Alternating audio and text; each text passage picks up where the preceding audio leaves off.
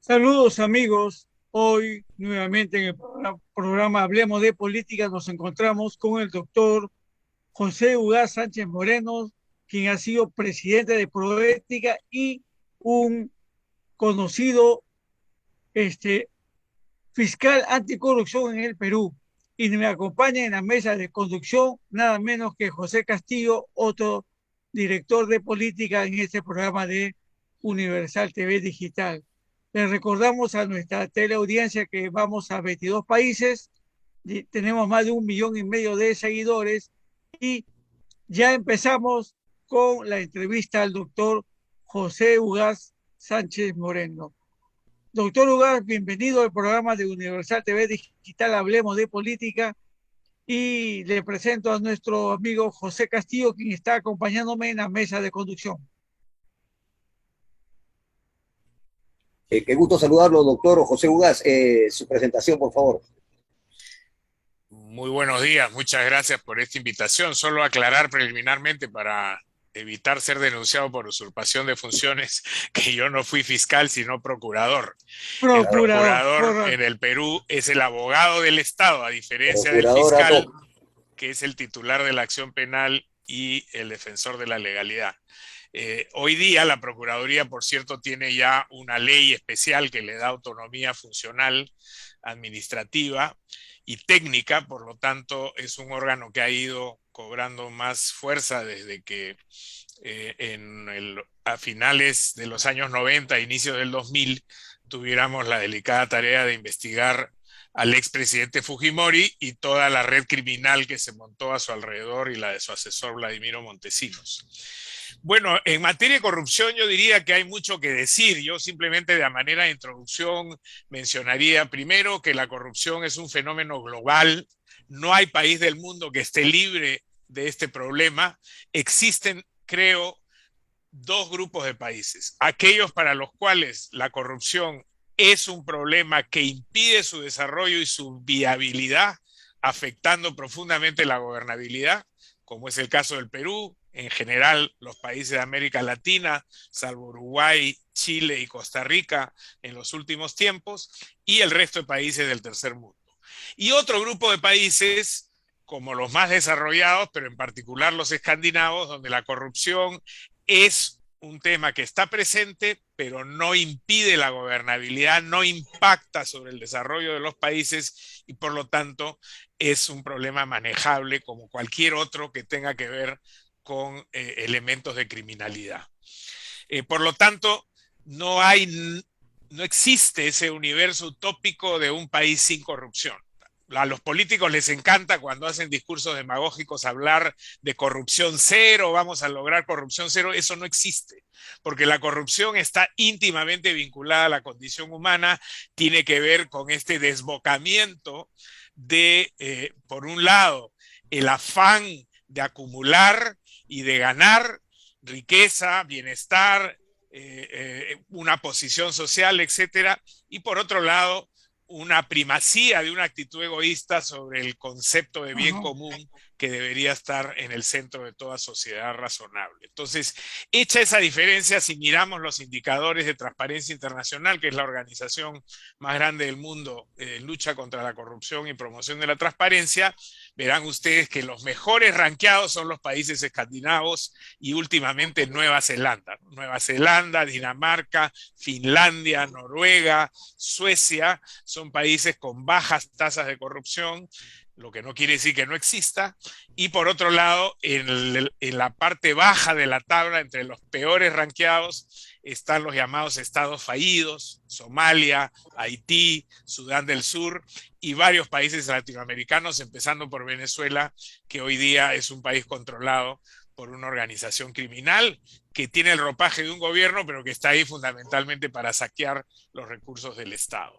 Eso como un primer elemento a tener en consideración. Lo segundo, que creo que vale la pena mencionar, es que existe una diferencia entre la corrupción sistémica, que es aquella que está enquistada en la estructura de los estados, y lo que podríamos llamar una corrupción episódica. La corrupción sistémica pertenece a los países que padecen endémicamente de este problema. Y el Perú es uno de ellos. No es casual que tengamos como elemento número uno en la preocupación de la ciudadanía cuando se hacen las encuestas la corrupción, y que los últimos 6 presidentes de este país estén investigados, condenados, o incluso uno de ellos se haya quitado la vida acusado por corrupción. Esa corrupción sistémica entonces solo se resuelve no con medidas coyunturales, sino con una profunda reforma del Estado y un cambio de cultura para transitar de una cultura de la corrupción que hemos heredado históricamente y se ha ido profundizando de decenio en decenio, hacia una cultura de la integridad que nos permita entender que debe primar el bien común sobre los intereses individuales o de grupos económicos, de crimen organizado, políticos, etc. El tercer elemento que pondría yo para debate sobre la mesa es la mutación, así como los virus mutan, y estamos viendo en esta pandemia que primero tuvimos el virus de Wuhan, luego pasamos al Delta y hoy estamos en el Omicron. La corrupción también muta constantemente. Y por eso hoy día hablamos ya no necesariamente o solamente de una corrupción regular, administrativa, que es la que hemos padecido de manera crónica, sino que yo diría que en las últimas 2 décadas o década y media, la corrupción ha mutado en muchos de nuestros países para saltar cualitativamente a lo que hoy llamamos gran corrupción. Y la gran corrupción no solo tiene que ver con la cantidad de recursos que se desvían para el beneficio de unos cuantos, sino también por el poder de sus autores, que cuentan con mucho poder político, económico o social, o de facto del crimen organizado, y por otro lado, porque este tipo de corrupción, la gran corrupción, genera un impacto muy negativo en el goce de los derechos humanos. Hoy la gente muere, hemos visto en el caso del COVID, más de 200.000 peruanos han fallecido porque no teníamos ventiladores, incluso no teníamos siquiera balones de oxígeno para proveer a los pacientes que estaban graves. Esos muertos son los muertos de la corrupción, porque en el Perú, según el último informe de Contraloría, se han desviado más de 23.000 millones de soles en un año. Con ese dinero se hubiera podido tener postas médicas, hospitales, oxígeno, ventiladores, equipos de protección para los médicos, etcétera, etcétera. Entonces, la corrupción es un elemento de violación de derechos humanos, la gran corrupción, porque mata, impide la educación de nuestros estudiantes, genera desnutrición y enfermedad, impide acceso al agua potable, a una vivienda digna, etcétera, etcétera. Esa gran corrupción es la que tenemos que atacar prioritariamente, por supuesto sin descuidar, como he señalado, la necesidad de un cambio estructural, sistémico, con medidas de reforma que están pendientes en el Perú y por supuesto en la gran mayoría de países donde la corrupción tiene esta característica, ¿no? En ese caso, doctor, ¿cómo va la lucha anticorrupción en el Perú? Bueno, ¿Cómo nos va? yo diría que es un proceso dinámico que tiene luces y sombras, porque por un lado vemos que existe creciente corrupción y que pese a los grandes casos que se están investigando en este país, la corrupción no cesa. Hay una suerte de tosudez de los corruptos en seguir robando y seguir insistiendo, lo que quiere decir que no se intimidan por las acciones represivas que se dan en el ámbito penal. Y esto entonces nos trae una gran lección. La corrupción no se arregla desde la justicia. No vamos a resolver el problema de corrupción sistémica llevando a todos los corruptos a la cárcel porque al día siguiente saldrán otros que lo reemplazarán inmediatamente. Lo hemos visto con la corrupción durante el decenio de Fujimori y Montesinos. Se promovieron más de 200 procesos penales, se envió a prisión a más de 300 personas, se procesó a más de 2.000 personas. Y sin embargo, hoy estamos donde estamos, lo que quiere decir que la justicia no es el remedio para la corrupción, mucho menos para la gran corrupción, sino las reformas estructurales y las medidas de prevención que tienen que adoptarse. Por supuesto, tiene que haber un sistema judicial que acompañe ese proceso y que impida la impunidad. Entonces, en las sombras tenemos que la corrupción en nuestro proceso peruano no ha mejorado en términos de reducción, Pero por otro lado, en el lado de las luces, yo diría que sí tenemos una situación que nos privilegia y nos separa de otros países del mundo. De hecho, yo que viajo con frecuencia para ver y hablar de estos temas, permanentemente escucho y soy testigo de cómo la gente dice, en el Perú, al menos, están confrontando la corrupción de manera intensa. Todos sus presidentes últimos han sentado en el banquillo de los acusados.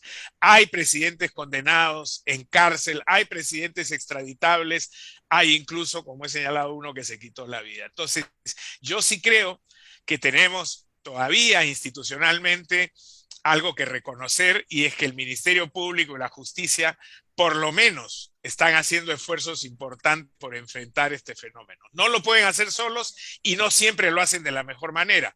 Por cierto, habrá que ver los resultados. Muchas veces se impulsan las investigaciones y terminan en nada, es decir, impunidad. Pero creo que ahí hay un hilo de esperanza, porque en eso el Perú está muy por encima de la mayoría de los países. En el caso de Lavajato, por ejemplo, empezamos a la par con Brasil. Brasil ha decaído por razones políticas tremendamente en su lucha contra la corrupción, y el Perú creo que hoy día está a la vanguardia de los procesos penales de gran corrupción en la región.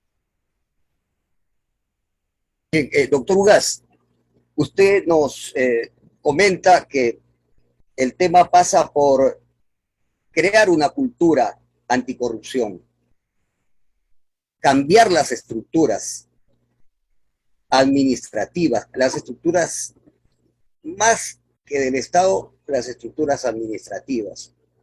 Eso pasa por, de repente, fortalecer las instituciones, pasa por crear nuevas instituciones, como lo mencionó anteriormente, crear, por ejemplo, una oficina anticorrupción altamente tecnificada, ¿no?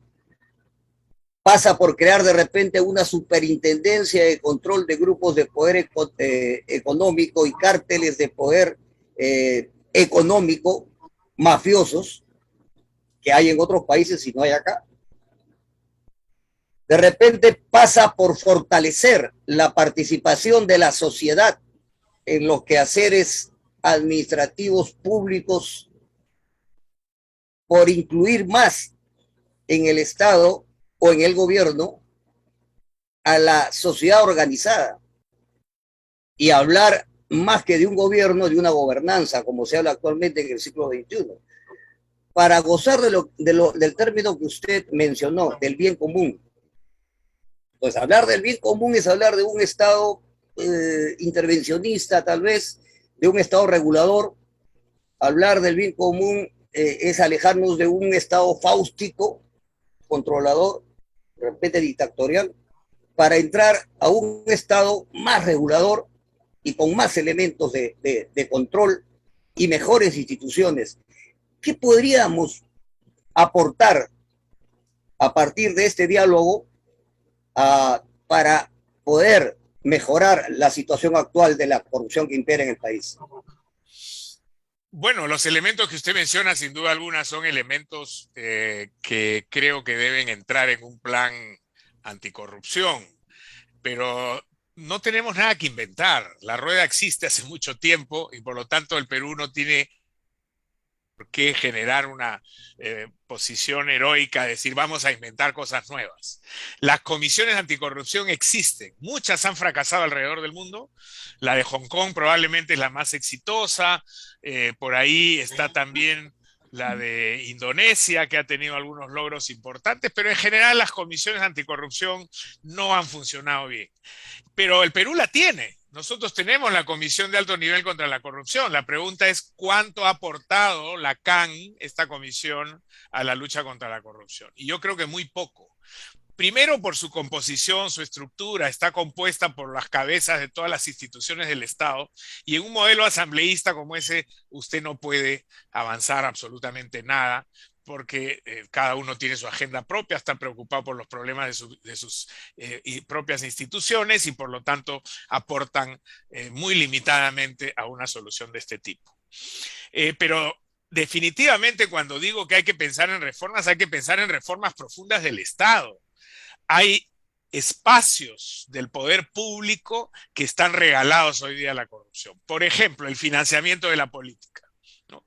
El gobierno de Vizcarra, que hoy es un presidente de mala recordación, propuso unas reformas del Estado, logró que un referéndum que esas reformas fueran aceptadas y sin embargo han sido trabadas, ¿no? La reforma del financiamiento de la política está ahí a medio andar, no se han tomado las decisiones que se tenían que tomar para evitar que el crimen organizado y la corrupción entren a tallar en los partidos políticos y digiten a sus embajadores de la corrupción en los distintos ámbitos del poder. Otra reforma profunda tiene que ser la reforma educativa. No se puede pensar en un cambio de cultura si es que no trabajamos con las generaciones futuras. Y el cambio es posible, los cambios culturales son posibles. Tienen que ir de la mano con políticas de prevención por un lado y con la aplicación de la ley. Fíjese usted, dos ejemplos simples. En el Perú, que es un país que podremos decir, mucha gente dice, aquí no hay ley alguna que se cumpla y somos un país caótico en términos de legalidad, hay algunas reformas que han sido exitosas. Hoy día a nadie se le ocurre fumar en un ascensor o en un vehículo de transporte público o en un ambiente cerrado. Eso ha sido un cambio cultural evidente. El cinturón de seguridad, antes, ¿quién usaba cinturón de seguridad en el Perú? Hoy día a nadie se le ocurre subirse a un vehículo como chofer y sin ponerse el cinturón de seguridad. ¿Que se pueden hacer cambios institucionales? Bueno, ahí tenemos como ejemplo al BCR, el Banco Central de Reserva, una institución emblemática por la que han pasado distintos gobiernos y sin embargo se ha mantenido en un estándar de integridad muy interesante. La SUNAT, la Agencia de Recolección de Impuestos, fue en el pasado una de las instituciones más corruptas del país y le sumaron luego aduanas, otra institución hipercorrupta en el Perú. Y sin embargo, la SUNAT, a través de cambios de administración, ha logrado posicionarse como una institución bastante más cerca de un buen estándar de integridad que del caos de la corrupción. Y fíjese usted que en este gobierno hemos escuchado audios donde personas cercanas al presidente, nada menos el secretario de Palacio de Gobierno, ha querido influenciar sobre la SUNAT para que beneficien a tal o cual persona y no se pudo lograr porque hay un básico de institucionalidad que funciona. Entonces hay que mirar esas islas de integridad que tenemos y las tenemos, y los ejemplos pueden seguir, a nivel regional deben haber varios también, y hay que ver aquellos cambios que se produjeron positivamente desde el punto de vista normativo para ver cómo hacemos el cambio real. Pero si no hay voluntad política, y ese me parece que es el elemento central, y no hay liderazgo para conducir ese cambio con voluntad política, este es un proceso que va a ser mucho más complejo, porque entonces nos corresponde a nosotros, a los ciudadanos, no a los que están en el poder, sino a los que estamos en la calle, de a pie, o transitando en lo que nos corresponde a transitar, nos corresponde a la ciudadanía generar esa voluntad política.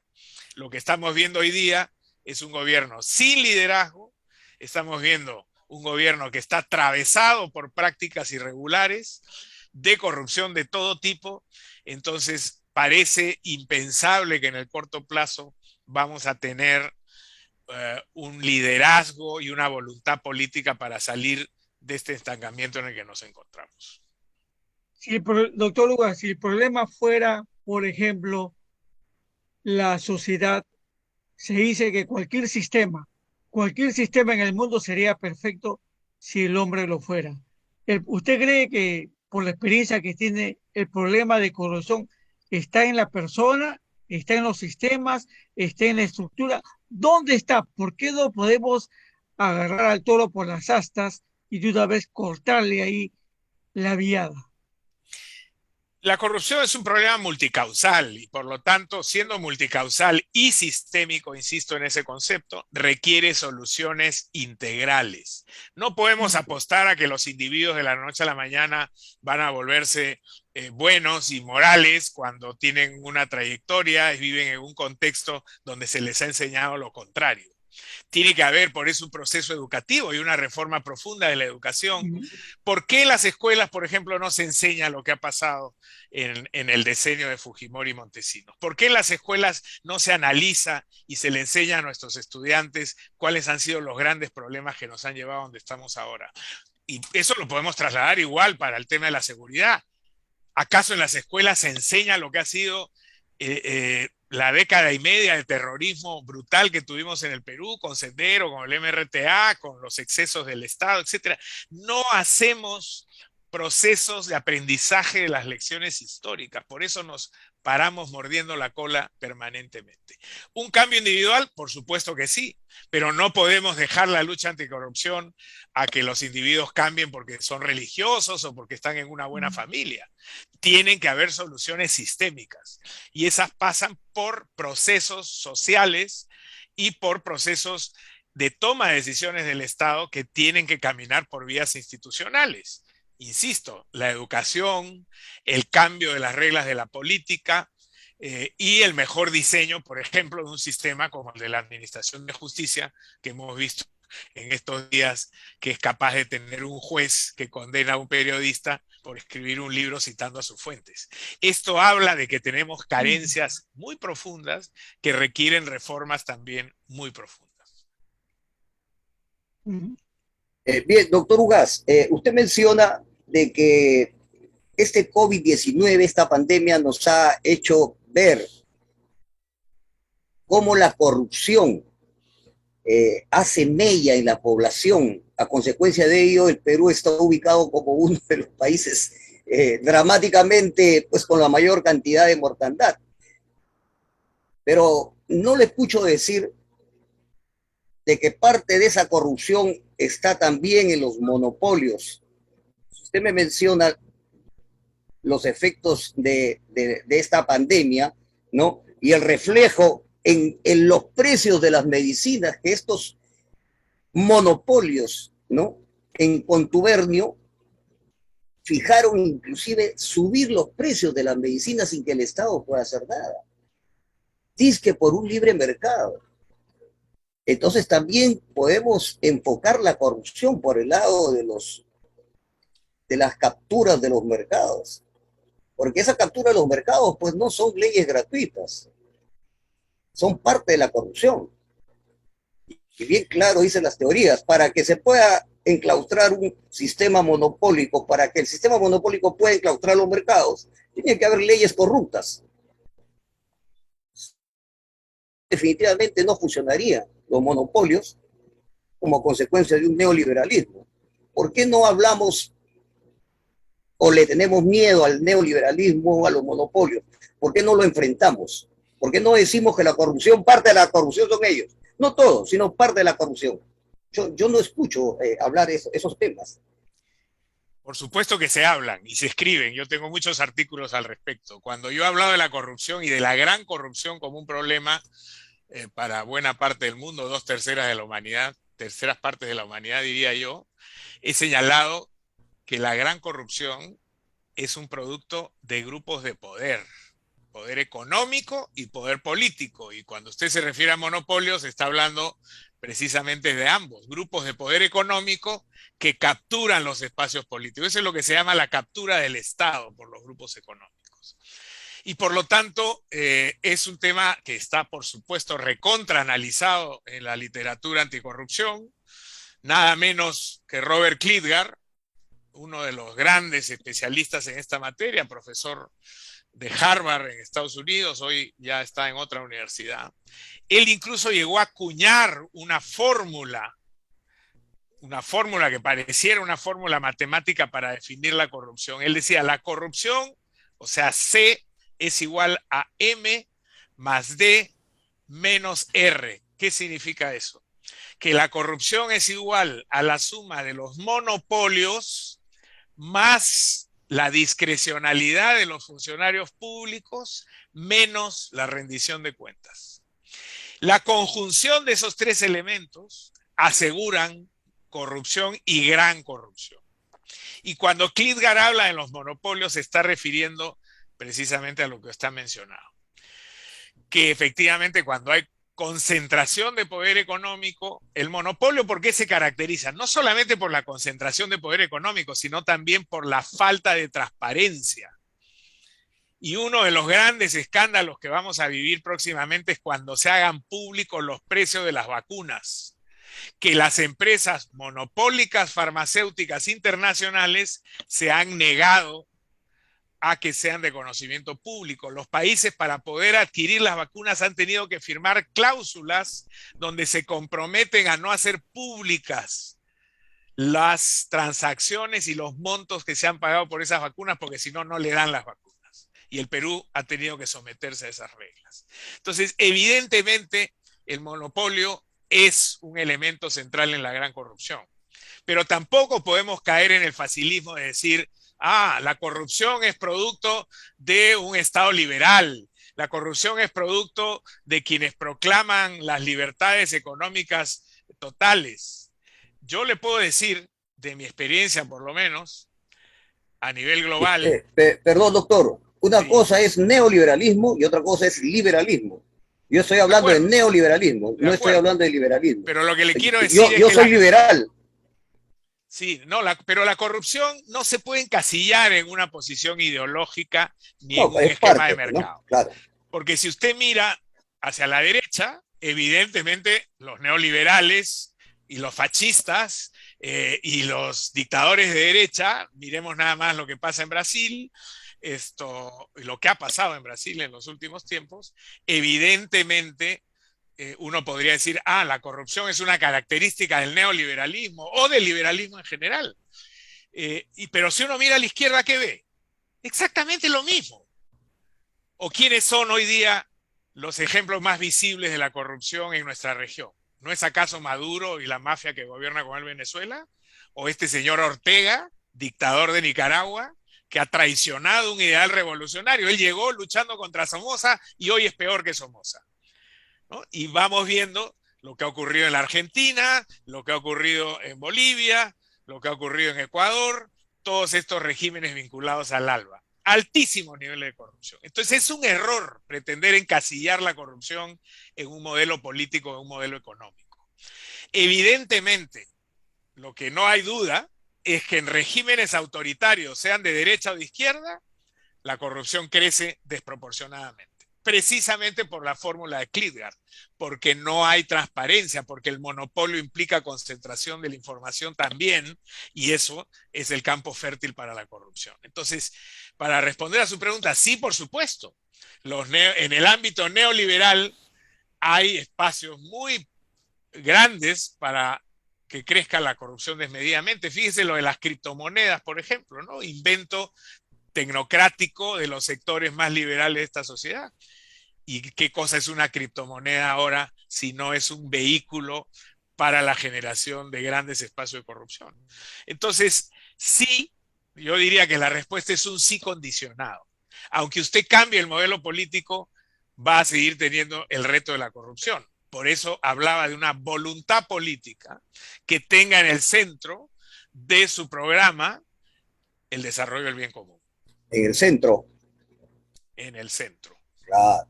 Los extremos son los dañinos. Sin duda alguna, pero fíjese que el centro ha sido denostado, ha sido estigmatizado en los últimos tiempos en el debate en la política peruana con la chapa de caviar, ¿no? Entonces, al que se ubique en el centro, fíjese usted el caso del presidente Sagasti, ¿no? Una persona íntegra que ha tenido una gestión en pocos meses, a quien le debemos finalmente que estemos usted y yo vacunados seguramente, y los de la extrema derecha lo acusan de ser un caviar, un comunista, hasta terrorista, ¿no? Y los de la izquierda dicen que es un caviar, que está alineado con los intereses del capitalismo mundial, etc. Entonces, yo creo que cuando las críticas vienen de ambos lados es que uno está más o menos parado en el lugar adecuado. Doctor Ugas, si la corrupción es sistémica, se supone que las soluciones también deberían ser sistémicas. Y eso demandaría procesos de tiempo. No se puede hacer de la noche a la mañana. ¿Cómo el ejemplo de esta organización en la cual usted estuvo presidiendo Proética nos puede ayudar o nos puede dar luces a una solución integral de la corrupción en el Perú, ya que nos falta liderazgo y también nos falta voluntad política para hacerlo. Sí, fíjese, Proética es un actor. Proética es el capítulo peruano de Transparencia Internacional, que es la organización mundial. Yo presidí ambos. Primero fui presidente de Proética, luego tuve el privilegio y el honor de ser nombrado presidente a nivel mundial de Transparencia Internacional, por lo que he tenido exposición de realidades distintas en el mundo. Botswana, por ejemplo, un país del África, que uno podría decir el África subsahariana, que tiene muy baja institucionalidad esa región. Sin embargo, Botswana hoy día es mirada con expectativa porque a través de 3 administraciones de gobierno ha logrado reducir dramáticamente los niveles de corrupción en el país. Y eso demuestra que efectivamente si hay liderazgo política, el cambio se puede hacer aún en aquellas regiones con mucha debilidad institucional y problemas endémicos en esta materia. Le decía que Proética es un solo actor. Y por supuesto, Proética viene haciendo lo que puede, pero la sociedad civil organizada en el Perú tiene muchos actores. Ahí tiene usted a Transparencia, la Asociación Civil Transparencia, me refiero, tiene a Ciudadanos al Día, tiene a diversos institutos, centros de pensamiento, universidades, etcétera, que podrían hacer incidencia en una reforma. El problema primero es que aquí no hay una fórmula única y salvadora, ¿no? No es que haya una receta mágica, esto requiere trabajo y tiempo, como usted bien señala. Y en segundo lugar, tampoco hay un actor milagroso. Proética, por muy proética que sea, es una institución a la que yo aprecio mucho y con la que sigo vinculado estrechamente, pero no, Proética no va a ser sola este cambio. Tenemos que generar un movimiento nacional, por lo menos dejando de lado aquello que nos separa, planteando una agenda ya sea de punto único o una agenda mínima de 2 o 3 puntos. Si los peruanos no nos ponemos de acuerdo en que la corrupción es uno de los problemas más álgidos del país, creo que no nos vamos a poner de acuerdo en nada, porque todos estamos viendo día a día cómo la corrupción nos carcome y nos lleva al despeñadero. Sin embargo, ¿dónde están los políticos? ¿Qué hacen los políticos que son los que tienen el control del poder? Están rodeados permanentemente de asesores corruptos que les dan ideas para que ellos se vuelvan agentes de corrupción, ¿no? Hay que ver el Congreso de la República nomás, quiénes lo componen, ¿no? Cuántos prontariados tenemos en los partidos políticos y hemos tenido en los últimos gobiernos. Entonces, si eso no viene desde el poder, yo lo que creo es que va a venir de la ciudadanía. En noviembre del anteaño pasado fue, creo, un buen ejemplo de cómo la juventud reacciona frente a una situación extrema. Lamentablemente no hemos encontrado todavía un mecanismo para que esa expresión social fuera sostenible en el tiempo, ¿no? Fíjese que en noviembre tuvimos estas manifestaciones impresionantes, básicamente juveniles, y sin embargo en abril elegimos lo que elegimos, un desastre, ¿no? Entonces, hay que generar procesos sociales, también hay que hacer educación, pedagogía en la juventud para que se prepare para asumir estos retos y poder exigir este liderazgo y cambio estructural que es necesario. Con urgencia, con urgencia. Absolutamente urgente. Doctor Ugaz, ya para ir finalizando, porque ya tengo una pregunta que considero yo podríamos ayudar a los sistemas de control. Actualmente, por ejemplo, se aplican acciones de cumplimiento, ¿no? Acciones de control interno en las empresas. En cierto modo, la SUNAT maneja los precios de transferencia, en cierto modo, pero debería ser, por eso es que considero yo que la logística que le falta a los entes, instituciones de control es fundamental.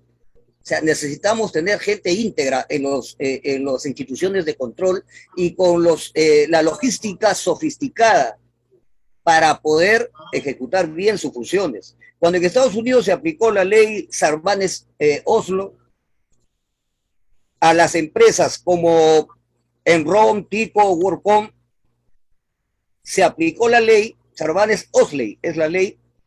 Sí, la llamada SOC, S-O-C. Claro. Entonces, solamente a una de ellas, esta ley, la la aplicación de esta ley, creo que es en la empresa Tico, ¿no? Y los resultados fueron 25 años de cárcel para los responsables, ¿no? ¿Por qué? Por los libros contables, pues se demostró que estaban alterados. En el Perú, por ejemplo, Graña y Montero cotiza en la bolsa de Nueva York, ¿no? Y es evidente la sociedad con uno de los monopolios más corruptos, ¿no? En el Perú, como se ha demostrado, ¿no? Con Odebrecht. Y sin embargo, esta empresa sigue operando en el Perú. Graña y Montero sigue operando Odebrecht, y la ley de Sarbanes-Oxley solamente es una recomendación, pero no es de aplicación obligatoria. O sea, estos temas de control que se toman muy superficialmente y muy endeblemente, yo creo de que es necesario ponerle mayor énfasis y mayor fuerza. ¿No le parece a usted? Totalmente de acuerdo. Su primer punto me parece muy relevante. El tema de la idoneidad de los que acceden a las instituciones de control, pero en general a las instituciones del Estado. Y ese es el problema que estamos viviendo en este momento. Nunca antes, como en este gobierno de 6 o 7 meses, hemos tenido una situación tan preocupante con la designación de funcionarios mediocres, incapaces, sin trayectoria y peor aún, con prontuario penal. ¿Cómo vamos a poder potenciar un Estado, hablar de políticas anticorrupción con estos nombramientos que estamos viendo, que los ponen un día y los tienen que sacar a los 2 días porque atrás de él hay un escándalo, o como el señor que acaban de nombrar en Perú Petro, que no tiene la más peregrina idea de cómo se mueve la industria y los hidrocarburos en el mundo? Entonces, hay un problema de idoneidad técnica y profesional en las designaciones del Estado, y eso lo firmo y creo que tiene que cambiar radicalmente. Hoy, en el titular del diario El Comercio, el Contralor se refiere exactamente a esto. El perfil de los funcionarios del Estado es un desastre. ¿Por qué? Porque no apostamos por la línea de carrera, porque estamos siempre pensando en el amiguismo o la política pequeña de mi partido, voy a poner a la gente que a mí me conviene, o en el peor de los casos estamos pensando en el negocio propio, ¿no? La repartija política, ¿no? La repartija política, ¿no? Exacto. O la repartija corrupta, ¿no? Poner a alguien ahí para que haga caja para mí. Y ojalá que eso no esté ocurriendo en los más altos niveles. En cuanto al tema de la ley comparada y lo que está pasando en el Perú, efectivamente la Sarbanes-Oxley es una ley que se da en los Estados Unidos después del escándalo Enron, ¿no? Y lo que dice esa ley en esencia es: basta de estar apuntando a los niveles bajos de las empresas, sobre todo las multinacionales, las grandes, tenemos que ir directo a la cabeza. Y lo que hace esta ley es generar responsabilidad penal para los directores y altos funcionarios de las empresas. Y eso es una buena idea si se hace bien. Pero yo vuelvo a mi planteamiento anterior. La ley, por muy buena que sea, no va a resolver este problema, y Estados Unidos es el mejor ejemplo. Después de la Sarbanes-Oxley han habido escándalos inmensos en los Estados Unidos por temas de corrupción. La empresa Siemens, alemana, una de las empresas emblemáticas en tecnología, fue sancionada ya más de una década atrás por un escándalo de corrupción. Ahora, si tenemos claro que la ley no va a resolver, pero hay que tener leyes, y esas leyes deben ser lo más eficientes posibles, la ley tiene un papel que jugar, pero no es el papel de vanguardia. Esto tiene que ir, insisto, a través de un proceso de reforma integral y estructural. Si las empresas que han delinquido se deben ir o no se deben ir, pueden seguir actuando o no pueden seguir actuando, eso es opinable. Yo personalmente creo que si las empresas que han delinquido, como Siemens, luego pasan por un proceso de transformación, hace más daño sacarlas del mercado que darles la oportunidad que demuestren que efectivamente han cambiado. Y eso lo puedo trasladar a las empresas de aquí. Odebrecht ha sido objeto de varias investigaciones penales en el Perú, se ha sometido a la colaboración eficaz, se ha comprometido a pagar inicialmente 600 millones, cifra que va a ir incrementándose, por supuesto, conforme avancen las investigaciones, pero yo no creo, como ha dicho algún candidato que no llegó al poder felizmente, hay que votarlos del país, hay que sacarlos. Hay todavía miles de personas que dependen de esa empresa. Pocas empresas tienen la infraestructura o la capacidad técnica que tienen algunas multinacionales. Y si estas incurren en corrupción, tienen que ser sancionadas, sus directivos tienen que ir a prisión. Pero si luego hay reformas, como han ocurrido, creo, en las empresas del Grupo Orgaña, ya salieron del control de la familia, tiene una nueva estructura, y eso, digamos, de acuerdo a la ley 30007 del Perú, permite que puedan seguir operando con las restricciones y el control que se vaya a aplicar. Entonces, por supuesto, es válida la posición que usted sostiene, que desde su perspectiva deben irse y olvidarnos de ese tema, pero creo que también es válida la opinión de otros, entre los cuales yo me considero parte, en el sentido de que si hay una transformación, se les ha sancionado, están pagando, hay un cambio de control en el destino de la empresa, a veces pierde más el país sacando a esa empresa y dejando los grandes proyectos de infraestructura colgados a la mitad, sin que hayan otros que sean capaces de llevarlo adelante, que generando una dinámica que permita con mejores controles y con mayor supervisión evitar que estos casos de corrupción se vuelvan a repetir. Está con nosotros el periodista Jorge Otoya Villalba, quien es un especialista precisamente en temas anticorrupción. Pero antes que Jorge pregunte, doctor Ugaz, si la corrupción está casi en el ADN de las personas en el mundo, ¿necesariamente tenemos que vivir con ese cáncer toda la vida? ¿No habrá algún momento que surja alguna vacuna para aminorar o hacer posible que este cáncer poco a poco vaya desapareciendo o no? Mire, el mismo profesor Klitgar al que me he referido antes hizo una comparación entre la corrupción y el SIDA. Yo he adecuado su ejemplo para hacer una comparación con el COVID-19.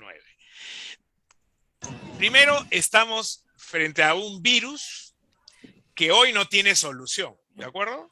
Y es un virus pernicioso. En segundo lugar, ese virus no distingue ni estrato social, ni raza, ni género, ni política. Ninguna ideología se salva de esto, ningún partido se salva de esto. En tercer lugar, la corrupción como el COVID-19, a la fecha, no tiene solución. Y uno va a tener que aprender a convivir de alguna manera con esto al futuro. La clave entonces no es la demagógica frase de corrupción cero, sino cómo generamos condiciones para poder convivir con un virus como el COVID-19, que estoy seguro que la vamos a encontrar, ya la encontramos para la gripe, para el sarampión, para las paperas, etcétera. ¿Cómo hacemos para generar las condiciones para convivir con el virus de la corrupción sin que impida el desarrollo, sin que profundice la pobreza, sin que mate gente en los niveles que mata y siga afectando los derechos fundamentales, etcétera? Con un Estado que sea capaz de contener, investigar y sancionar estos casos con el máximo rigor. Jorge, te escuchamos. Don José Ugaz, un placer conocerlo por este medio. El placer es mío. Bueno, hay mucho pan que rebanar en estos actos de corrupción de estos últimos 30 años. Y hemos visto, claro, en varias publicaciones donde usted menciona sobre que PPK no tiene el tema anticorrupción en su ADN.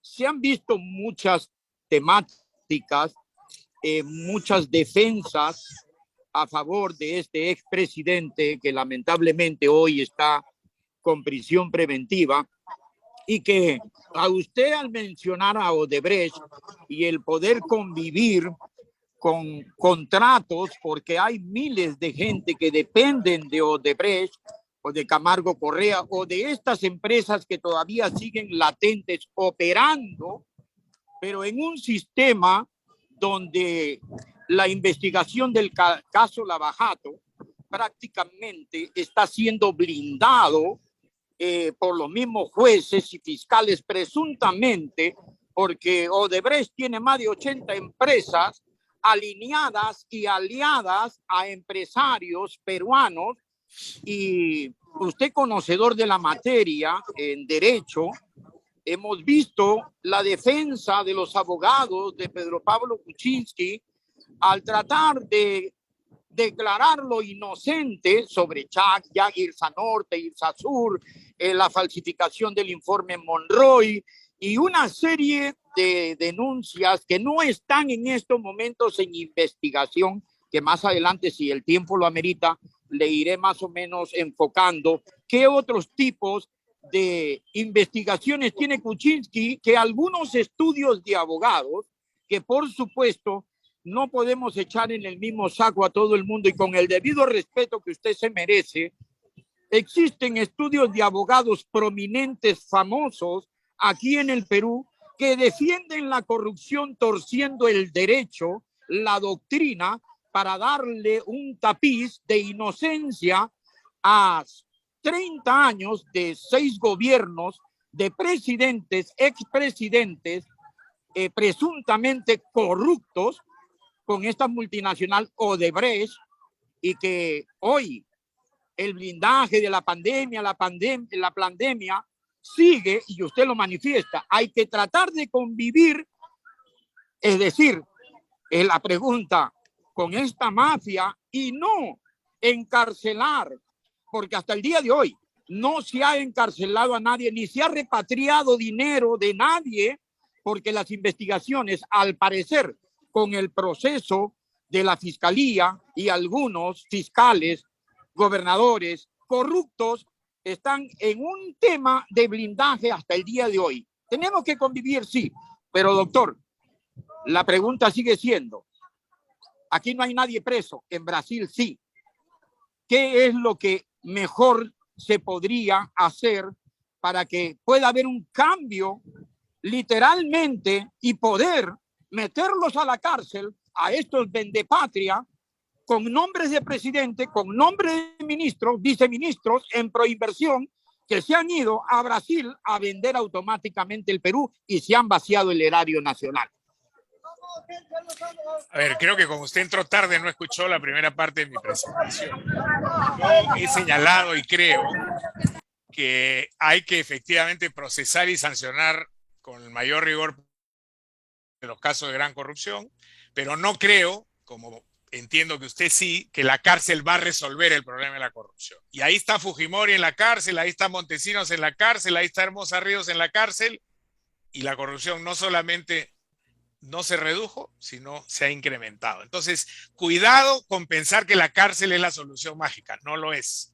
Yo efectivamente me he referido a que Kuczynski era un presidente que no tenía ningún interés ni en la agenda ni conocimiento sobre el tema de corrupción, pero me he referido igual a todos los presidentes que han transitado por el poder en los últimos tiempos. Alan García, número 1, Toledo, Humala, y Vizcarra, por supuesto. Yo dejaría a salvo al presidente Paniagua y al presidente Sagasti.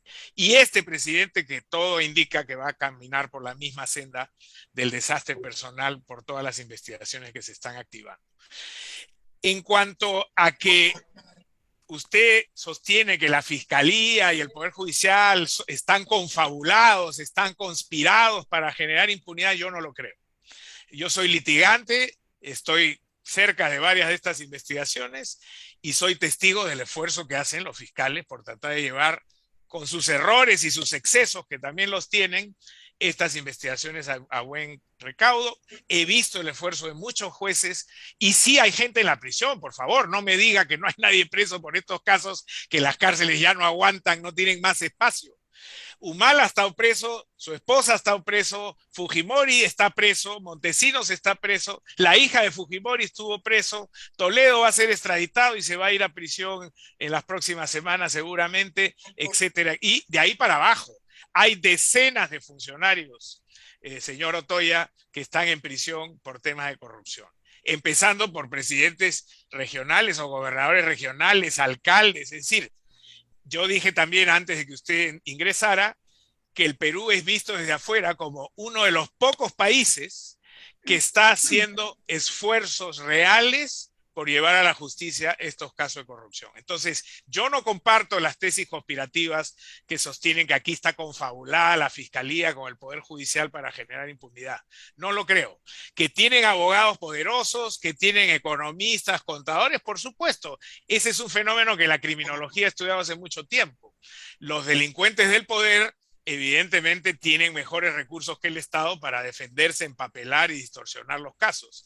Pero eso no puede ser llevado para decir la Fiscalía es complaciente, está sirviendo los intereses de Odebrecht. Yo por lo menos no lo creo. Creo que un proceso anticorrupción tiene que ser un proceso racional, lo que quiere decir que se deben respetar las garantías del debido proceso, y tiene que moverse por los canales técnicos que establece el derecho penal, no por el clamor popular, no por el discurso que le encanta a los políticos de decir si tienen que ir todos, cadena perpetua, no prescripción. Estamos hartos de esa demagogia de plazoleta que lamentablemente nunca concreta en mejores beneficios. Yo creo que bajando los decibeles del discurso, la apuesta tiene que ser por la reforma estructural, por la prevención y, por supuesto, coincido con usted que en los casos en los que se cometan graves delitos, tiene que caer la ley con todo su rigor para sentar precedentes y no permitir la impunidad. Doctor Ugas, el director general de Universal TV Digital, el periodista Ricardo García, quiere hacerle una pregunta. Adelante, Ricardo, te escuchamos. Muchas gracias, César. Muchas gracias. Interesantísimo la entrevista de hoy día, porque estamos yéndonos a un punto, pero muy álgido de nuestro país y de muchos países del mundo, que es la corrupción y sobre todo que trabajemos a favor de la anticorrupción.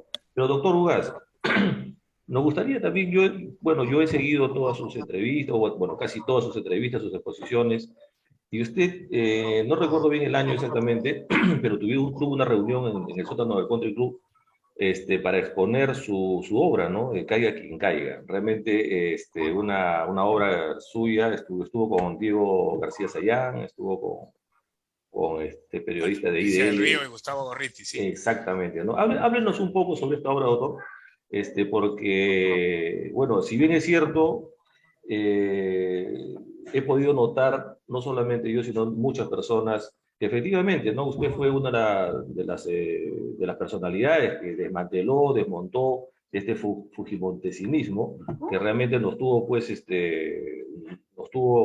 casi presos de la corrupción. Háblenos un poco sobre su obra, doctor, Caiga quien caiga. Muchas gracias. Bueno, Caiga quien caiga es un libro que en realidad es una crónica de las experiencias que me tocó vivir como procurador especial para el caso Fujimori Montesinos. Y lo que hago ahí es relatar todos los problemas que tuvimos, por supuesto, desde el inicio, sin oficina, sin presupuesto, con el propio Fujimori como presidente, que fue él finalmente quien me nombró, y también las presiones que Fujimori pretendió ejercer sobre la Procuraduría, que no aceptamos y que terminó, como ahora ha ocurrido con el actual Procurador General, que ha formalizado una denuncia contra el presidente, terminó en una denuncia que nosotros planteamos contra Fujimori y que 3 días después de presentada motivó que Fujimori se fugara del país y terminara en Japón. Entonces, en ese libro lo que va a encontrar usted son mis memorias, de alguna manera, de todo el proceso que viví personalmente durante los 14 meses que estuve a cargo de la Procuraduría DOC. Y creo que es un testimonio que, más allá de mi persona, es interesante porque permite entender qué es lo que pasó en el Perú desde las distintas instituciones del Estado y de la propia sociedad, de la sociedad civil, a lo largo de este proceso de 14 meses. En fin, es básicamente eso. Luego el libro ha sido convertido en una película que está en Amazon, usted la puede ver, que está basada precisamente en la obra escrita, ¿no?